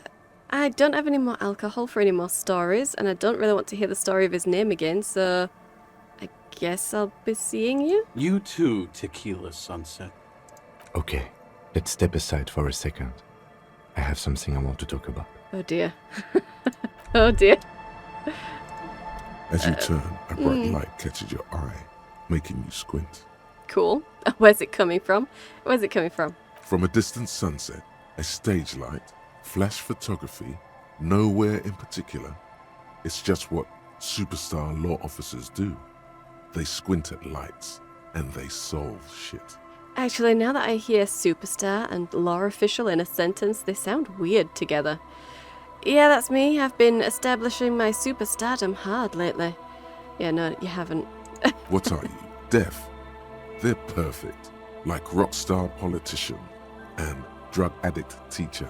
Oh dear. Embrace the superstardom you've worked so hard to establish. Yeah, that's me. I've been establishing hard. You've got the wrong impression. I'm no superstar. I'm trash. Yeah, you are. Yeah, a cool, trash superstar. Big dick cop down on his luck. Salam Rocky by here. Badass on the edge disco cop. Time to recede into a ludicrous fantasy world. Here we go. Camera. Lights. Action. Wait, what's that about a ludicrous fantasy world? Oh no, fuck you. Finished thought. Sorry, ludicrous? Yeah, you know. Beneath it is just heartbreak. A pulmonary tract infection. Atherosclerotic disease. This is where you say action and reconceptualize all that. Reinvent it as the world's first celebrity police officer. Okay. This is the beginning of your legend. Nah, I'm too beat down. I won't say those things anymore. Wave off the thought. Yeah, so, Kim. I've been meaning to have a little chat with you about your sense of style. My style? What about it? To be perfectly blunt, you are dressed like a blood-hungry mercenary. I'm wearing it in case we get into a firefight. That's not what I was going for. Yeah, that's not what I was going for. Then maybe you should change your look. Okay. You know the expression, the clothes make the man? The right outfit, in the right situation, can make all the difference in the world. Okay, you're a sharp-dressed man. We could be style buddies. I'm not taking style tips from someone who dresses like a mega beano cloud. I'm not taking style tips from someone who dresses like a washed-up tip-top racer. Okay, no. Kim is my buddy. We could be style buddies. Let's not get ahead of ourselves, Detective. Too late, we're there. Anyway, we should probably get back to the case. Let's go. Yeah. Okay, there's nothing wrong with the way I'm dressing. That's the stuff that has the best stats for me. It has the best stats, honest. Yeah, I'm not changing. Let's speak to you, or try to. Grumbles an unshaven man with a ruddy nose. He narrows his eyes at you as if in recognition, then turns his head away. The noxious odor emanating from the drunken man is strong and familiar. Yeah. Don't you call her? Yeah! Don't call Abigail! Who's Abigail? Uh-huh. Abigail. Don't you fucking call Abigail. Okay. You're not going to get anything out of this guy. He's too drunk. Who are you? What's your name? Don't call Abigail! Where am I? What is this place? The man hiccups, then mumbles something unintelligible. Why shouldn't I call Abigail? He snorts and beckons you to lean in closer. Probably don't want to do this, but I'm gonna do it. Don't call Abigail. Don't call Abigail. Hey, I'm on an important official investigation. I demand you answer my questions. Or just tell me about your friends. You know what? I'm gonna try. There's no use in yelling at drunks. He's barely holding it together. Right. The drunk man starts coughing a really disgusting, hacking cough. Tell me about your friends. Don't you fucking call her! Hear me? Abigail? He whimpers in the end. Don't call. Slowly, his head nods off to the side and he passes out, tongue dangling from his mouth. There was little chance he'd be a reliable witness anyway. Yeah. Wow, okay. Okay. Let's put this in my other hand and see if I can pick up any of these bottles. No. Nope. Can't seem to pick any of those up. Ah, well, never mind.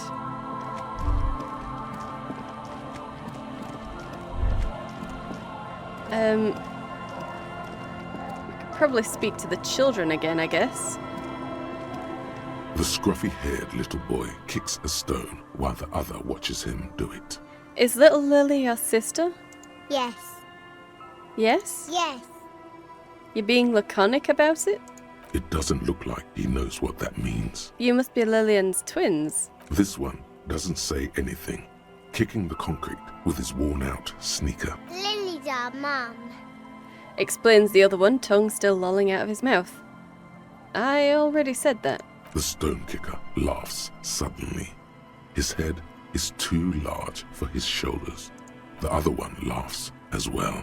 Wow, so intellectually stimulating. Children are stupid. The scruffy-haired little kid laughs as though in agreement. You're stupid. The other one tells him, suddenly very serious. Okay, how about the policeman ask you something else now? I'm just going to leave now. I'm going to leave and not talk to you anymore. Or bye. How about I ask you something else? Okay. Yeah, there's nothing. Okay, bye. Take care.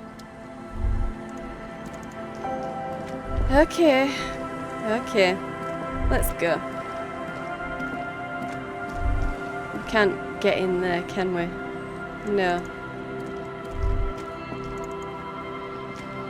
Probably not, but let's just have a look around here and see if anything else flags up. It is a new day, after all.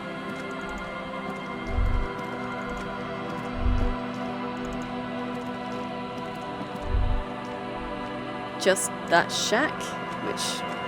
okay.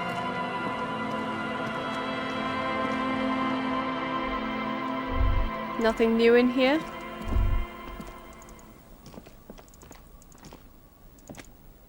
No? Okay. Can't look in there anymore.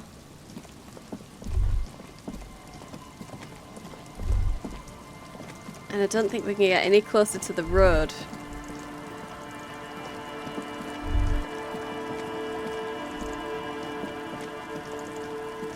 And those are your footprints then.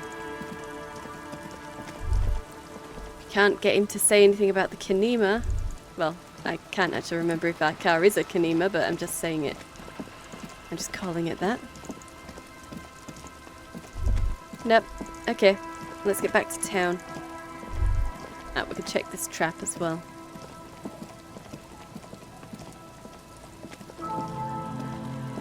The trap is full of locusts, but they seem weak and unhealthy. A few lie on their backs with their legs twitching. Still, no phasmid. Yeah, okay.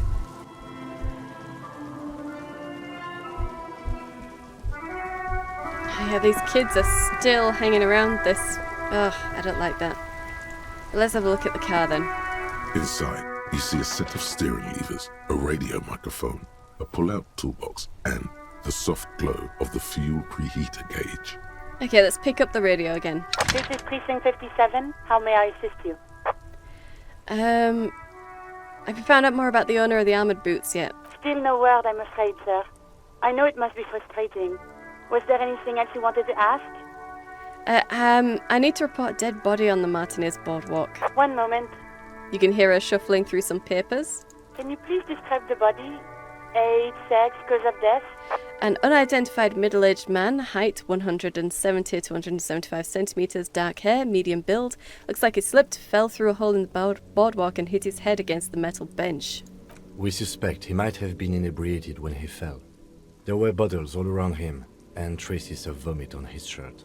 Right. Any signs of violence? No, seems like it was an accident. Someone might have pushed him.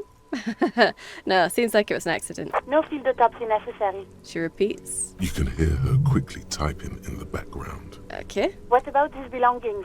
Did you examine his clothes? He was wearing boots, trousers, and an old leather jacket with a bright blue lining. Found a library card from his pockets. Any information on the library card? It's from Central Jamrock Public Library. It belongs to someone named Billy Majon. Good. You have a lead. I do. Do you and Lieutenant Kitsuragi want to take the case, or should I assign it to someone else? We're taking the case. I have assigned the case to Lieutenant Kitsuragi. Please follow up on this library lead to identify the man. We'll send someone to take the body to the morgue. Okay. That's all for now. Thank you for reporting in. Is there anything else I can do for you? Sweet. Connect me to the library, please. Hold on, officer.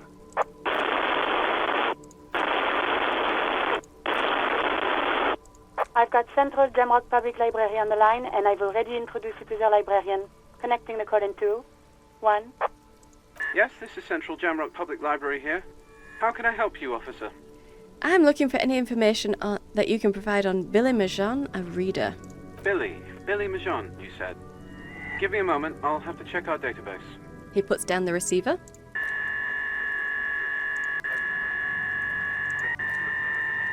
Yes, hello, are you still there? I found Billy Majon's home address, is that alright? No phone number, unfortunately. Okay. They're too poor to have a phone line. Okay.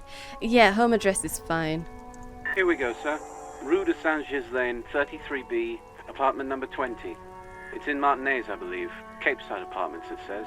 That's all. Okay, we know where Rue de Saint-Gilles Lane is. That's where the smoker on the balcony lives, isn't it? Do you have any other information on Billy Majon? It says here that they returned their last book just a few days ago, but I wasn't at work that day. Do you know who was? Marie? Marie? Do you remember a reader named Billy Majon? They returned a Tybalt book the other day. You hear someone answer from afar? Yes, it was my colleague Marie. She said that it was Billy's husband who returned the book. He also asked for this new sci-fi release, Lowe's Radio City 87, but we don't have it yet. Right. Good. You have a name now. So Billy Majon is a woman, not a man. How did your colleague know that it was her husband? Did you know the husband's name? Do you know the husband's name? Can Marie describe to me what the husband looked like? Oh, thank you. Yeah, so Billy is the woman. Marie knows Billy. She's been working here longer than me. Sometimes her husband returns some books for her. Do you know his name? Sorry, no. Marie only knows him by sight. Oh, can she describe him? Marie! A moment passes.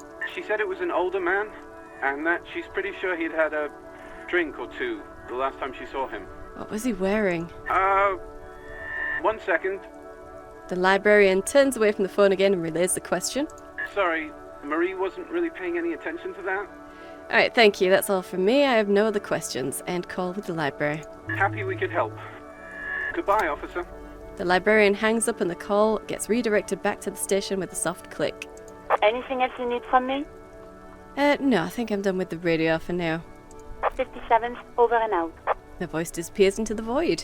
In the cabin, you see a set of steering levers, a radio on a hook, a pull-out toolbox, and the soft glow of the fuel preheater gauge. Tap on the fuel preheater gauge. As you tap on the gauge, the indicator pin jerks as if startled. It's in the large orange sector, indicating the engine is warm. Next to the gauge is a red switch labeled heat. No, that's enough fun with the foldable headlights. I know they are mesmerizing. They're also fragile.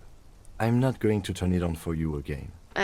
Okay, so we can't get anything from the police badge that had a halogen watermark thing on it as well. I guess it doesn't really matter. Maybe we got everything we needed to know from your case book. So let's close the door. Yeah, okay. So, what do we have now? Dead body on the boardwalk. Go to Billy Majan's apartment to deliver the bad news. It's the apartment building in North Martinez, apartment 20. Okay.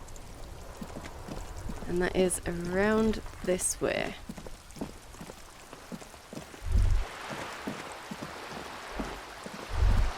Still looking out for any bottles I can see. But I'm not seeing any. I've picked this place clean. Okay, through here.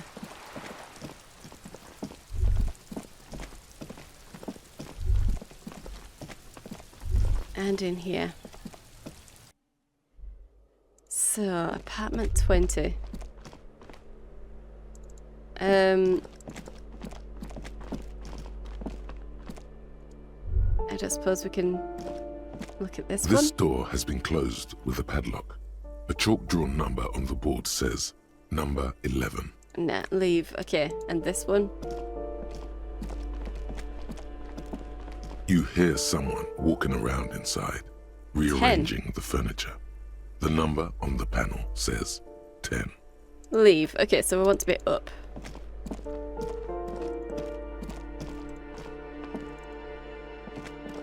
Let's go to the balcony.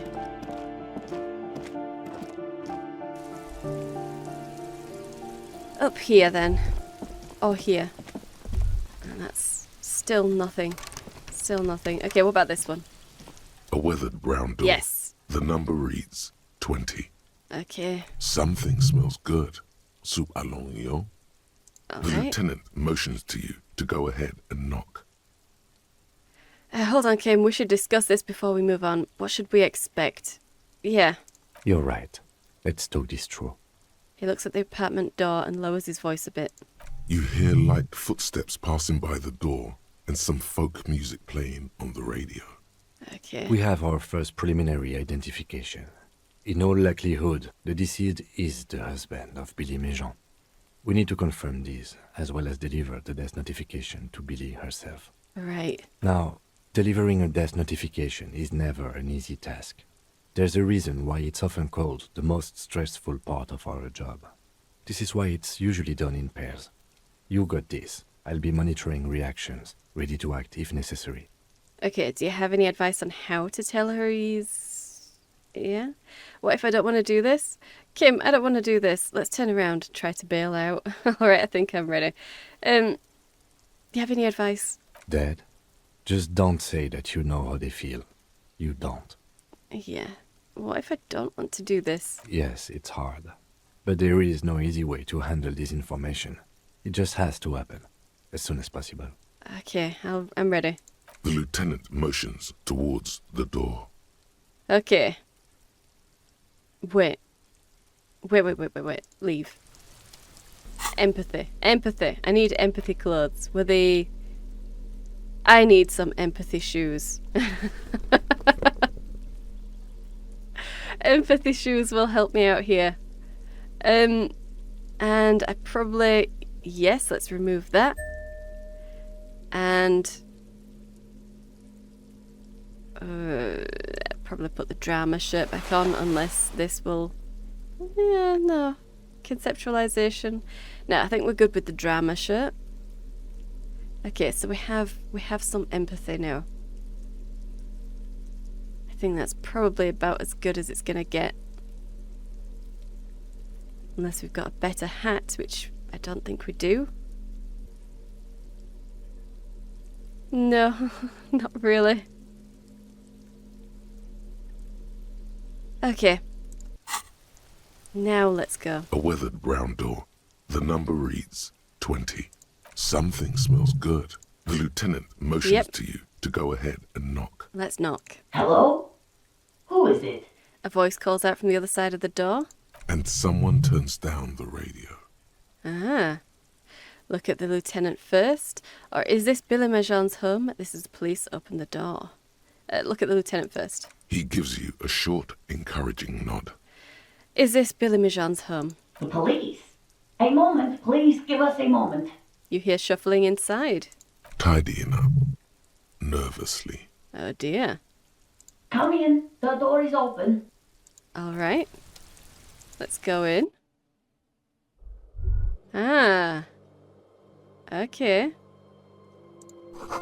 Don't run, okay? Take it slow when exploring the apartment. Be respectful. Okay. An empty pack of red Astra cigarettes hidden under the bed. The same brand of cigarettes you found in the trash next to the deceased. Windows covered in old newspaper clippings. Can't they afford curtains? And through there. Packages of humanitarian aid macaroni. Some leftovers kept warm on a stove top. Smells like buckwheat and onions here. Okay.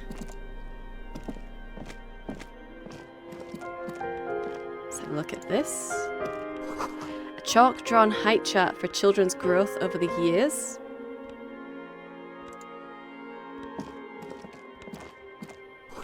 Posters of contemporary pop stars adorn the walls. The clock is ticking away with an odd cheerfulness. A textbook for high school, mathematics, trigonometry mostly. Okay. And doesn't look like there's anything in there. Okay. Let's speak. It's you from the book stand. Ah, okay, it's you, yeah. She just looks at you for a moment without knowing what to do. I don't think I introduced myself properly. I'm Billy. Would you like something to drink? Tea? Lemonade? We're out of coffee. Oh, don't The worry about lieutenant it. has taken off his foggy glasses and is busy cleaning them in his handkerchief for now. You're on your own here. Thanks, but I'm alright, yeah. Is this about Victor, my husband? Is he in some kind of trouble again? I can come pick him up in the station if that's what. She stops, her eyes trying to read answers from your face. Keep it together. You don't want your body language to tell her the news. Yeah, okay. We succeeded, so that's good. Sorry, I'm rambling. It's just that Victor often gets into all kinds of trouble. So, how can I help you? Yeah, How about some small talk before you break the news? So, how have you been? I noticed you were cooking something. You live here with Victor, your husband, right? Or empathy impossible. 17. Tell her about the dead body. Okay, but we've got pluses here. Kim is here. We kept our composure. We discussed things through with Kim. And we have the lieutenant's handkerchief. Okay. How have you been? How have I been? You're not here to discuss me. What is this about, officer? Yeah, okay. Can't write a scene without knowing the actors. Ask more. Get comfortable around her.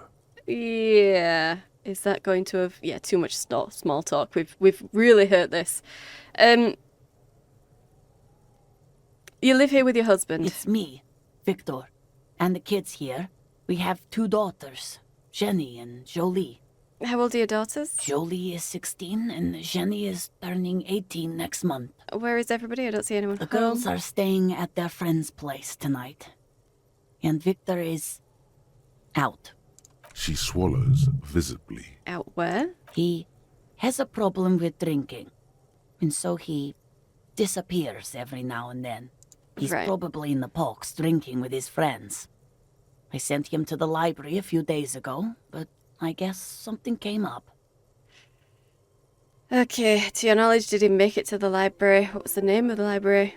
What was he supposed to do in the library? Do you remember what he was wearing when you last saw him? Yeah. His old leather jacket. Can you describe it? It's just your average brown leather jacket, but he bought it as a teenager, so... What about the inner lining? No distinctive features? I'll ask him about the distinctive features. No, well, the lining is hand-sewn. It's blue. I tried to make the thing more weatherproof since he's running around with it in the middle of winter. Okay. What was the name of the library? Oh, it's in Jamrock. The one at Mayrow Street. I don't know the official name. Central Jamrock Public Library? I think, yes, if that's the one on Mayrow. Okay. It is. Alright, alright.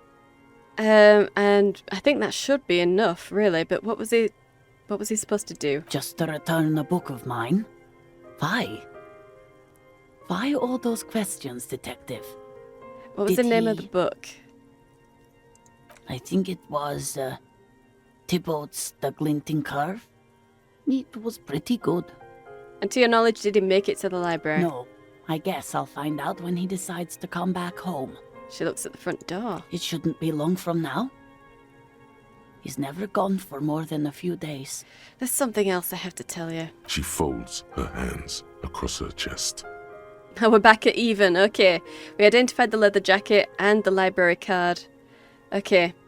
So I never should have asked how she's been. We need to tell her. Just do it. You've done this before. Oh, yes. Just okay. keep your focus. God, do I just say he's dead like that? Oh, ma'am, I'm very sorry to say, but your husband, Victor Majan, was found dead on the Martinez boardwalk. Yeah. What did you say? Your husband, Victor Majan, is dead. I'm very sorry for your loss, Mum. Oh. She touches her neck, eyes pale like pearls in seawater. Oh. But he was just... She looks at the kitchen table where 2 cigarette butts are still in the tray. But he was just here. Alive. Yeah. We understand this comes as a huge shock. I want you to know that me and my partner are here for you if you have any questions. Take your time, ma'am. Yeah.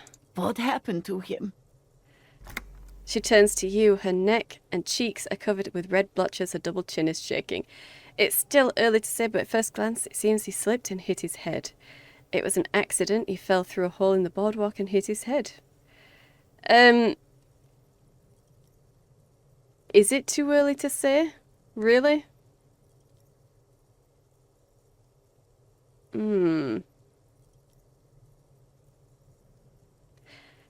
Declaring it an accident. No, I don't think we can call it an accident. I'm going to say it's too early to say, but at first glance it seems he slipped and hit his head. Was he drunk? Alcohol may have played a role. Yes, we don't know yet, but we'll let you know when the results arrive. Yes.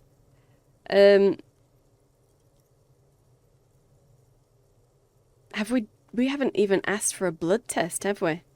So it may have played a role. I see. And you just found him there, lying in the cold.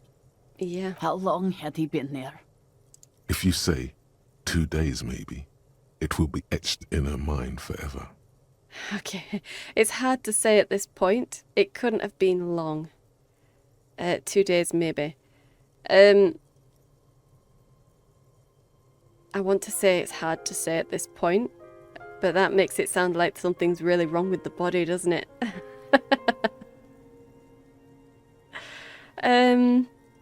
But again, if I say it couldn't have been long, then that makes her think that he was somewhere else. It's been a few days that he's been gone, hasn't it? Hard to say. She blinks, eyes welling up with tears, as her hand starts searching for something from the pockets of her dress. Yeah. The handkerchief. Here, take this. Give her the lieutenant's handkerchief. No words, just give her the lieutenant's handkerchief. Don't give her the lieutenant's handkerchief, it's too special. Here, take this. Yeah. Yes, thank you. She smiles a small, terrified smile and wipes away her tears. She looks disoriented. Is there anyone we could call for you? A friend, a family member, someone who could be here for you? Yeah. No. I just need to tell my girls. The air gets sucked out of her lungs suddenly. Unreal. Yeah. God. Should I call them? Should I tell them to come home? No. A day. Yeah, they should know. Do you want us to call them? No, take a day to recover. You'll be better prepared when they come home tomorrow. Yeah. Good. That's probably the right thing. Thank you. She nods, but with a wretched expression. Just tell me, what do I need to do next? Where is he? Can I see him? We've taken him to the city morgue. The local coroner will be contacting you shortly to arrange the funeral. Here's his number in case you want to contact him earlier. He hands her a leaflet with the morgue's contact information. You just have these? Why do I have these? A very good call. Yeah. Is there anything else that the RCM could do for you? No, I'll call you if something comes up. I'm still...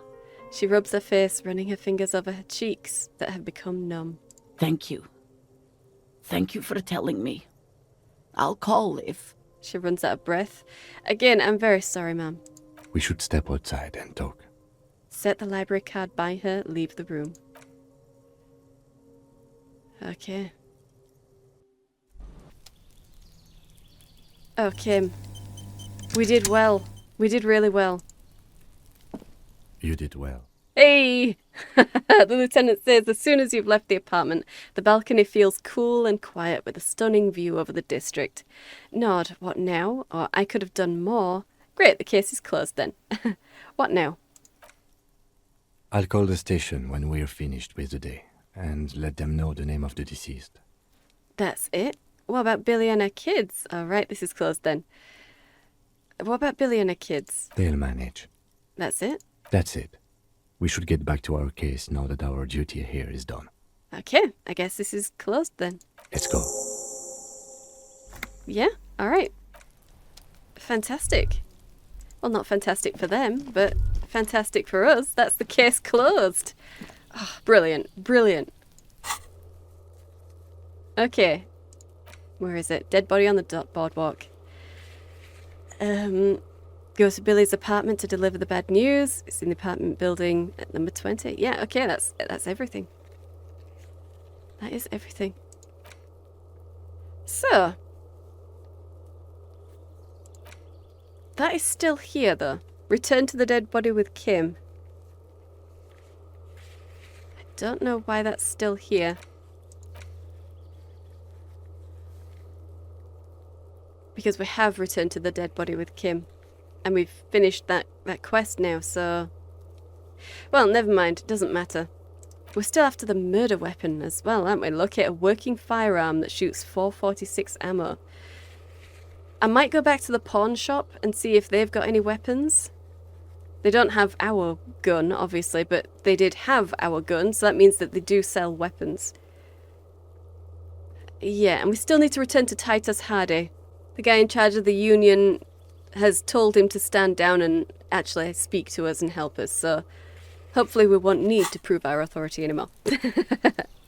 But I guess we'll see. So, yeah, I'll leave it here. I hope you've enjoyed this. If you did, hit the like button and subscribe. I upload 5 videos a week. Set the bell for notifications. Thank you for watching, and I'll see you in the next one.